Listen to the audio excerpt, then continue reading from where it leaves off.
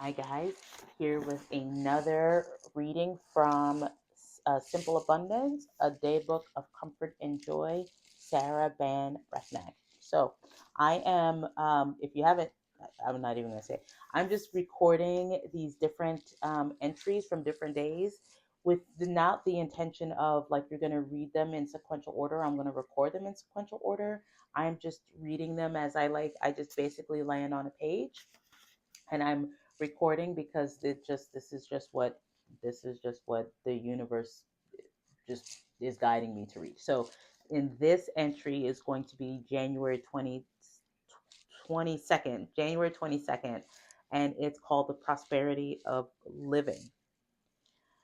Woman must be the pioneer in this turning inward for strength.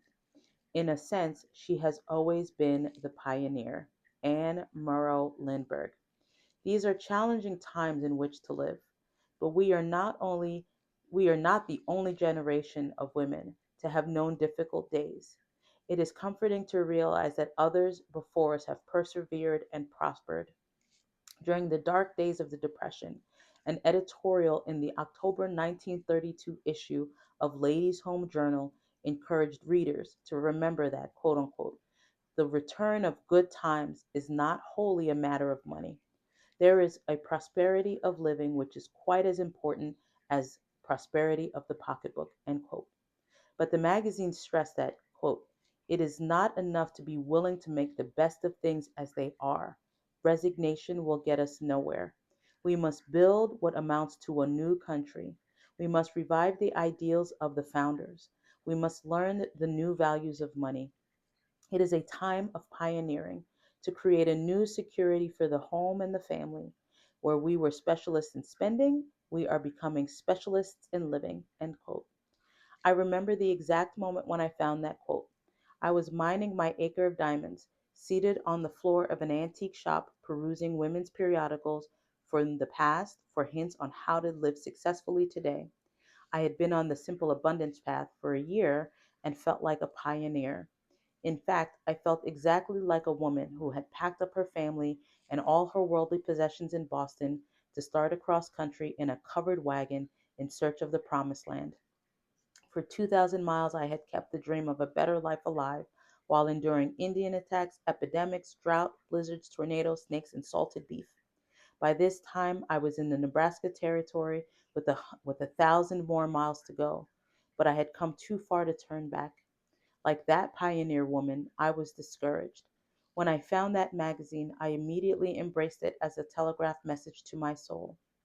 Keep going. Don't stop. You're on the right path, and you are not alone. From that moment, I have never looked back. I learned firsthand that the simple abundance path has the power to transform lives. Are you ready to become a pioneer? Then it's time to invest your soul with all the creative energy at your disposal. Think of me as your scout, your own personal pathfinder. These past 2 years, I've gone ahead and cleared brush from the trail. This much I'll tell you at the outset. The path spirals and takes time. It will take us a year, but it is comforting and nurturing. It can also be undertaken only one day at a time. Don't be afraid. We are not alone. Like pioneers on the trail, we will learn to live by our own light and the stars of heaven, for that is all we need. There is no obstacle that true grit and amazing grace cannot overcome. You guys, when I read this, first of all, several things, right? Like it's a reminder that no matter how hard times are for us now, people have had like this is not new. Like women have gone through hard times, right? Like when you're struggling, with the cost of eggs or like just, where we are politically in our climate, when you read old books or you read old material, you realize like you forget that people have been through hard times and have persevered. I think about this all the time as a black woman in America. Like my ancestors, who I don't know, were slaves, right? And I am not an American. Like if I go back to my ancestors, most of my ancestors came from Haiti, and before then, like Africa, but they came from Africa and were dropped off in Haiti and were slaves in Haiti, and hence like the generational came down to the point that here I am now, in 2025 living in America. And I think about that all the time. Like what my ancestors had to go through, what the women before us had to go through. And when you remember that, you you realize that you are not alone, that someone has done this before.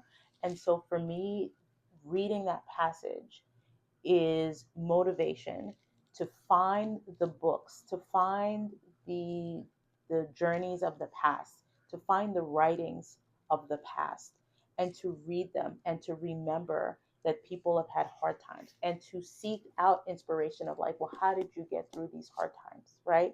And I think so often we take for granted, history, right? Like history is just like, what do I need history for?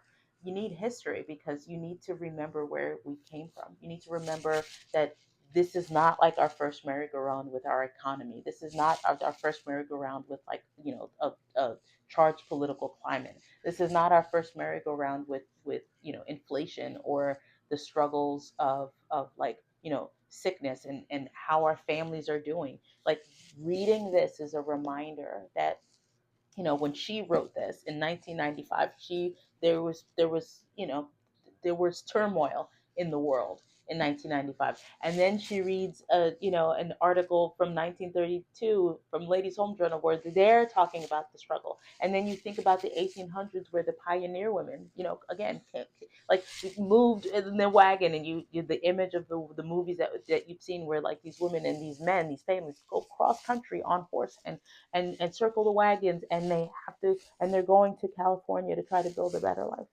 And what they had to go through to get from where they were to where they wanted to be. It's just a reminder that like we go through hard times. We go through hard times, but we can get through them. And it is up to us to develop the inner fortitude to get through those tough times, right? But you have to develop the inner fortitude. You have to develop the inner muscle, the belief, the forget just hope, right? But like the internal sense of like, this is my reality right now. This is what is being presented to me. How do I do this? How do I do this with an aspect of love and not just getting through it, not just like, oh, let's just like tolerate this. It's like, how can we actually thrive?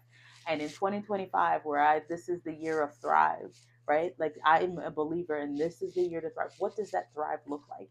Right? Does it look like money? Does it just look like inner happiness? Whatever that is, this is your year to thrive.